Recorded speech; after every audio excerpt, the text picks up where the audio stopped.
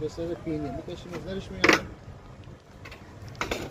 بعد یه آچار 10 لازم داریم. آچار 10 پیچا رو باز میکنیم برش 3 تا پیچ، یه پیچ اینجا داره، یه پیچ هم اینجا داره، یه پیچ هم اینجا داره. اینا رو باز میکنیم. باز کردن پیچا چراغ در میاد به این صورت.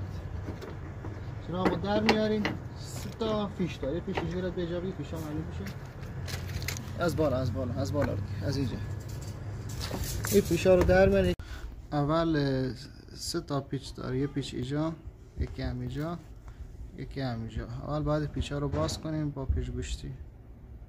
شعله کلا دور کاری که چسب زده از این قسمت ها با شعله میگیریم که چسبای زیرش نرم بشه.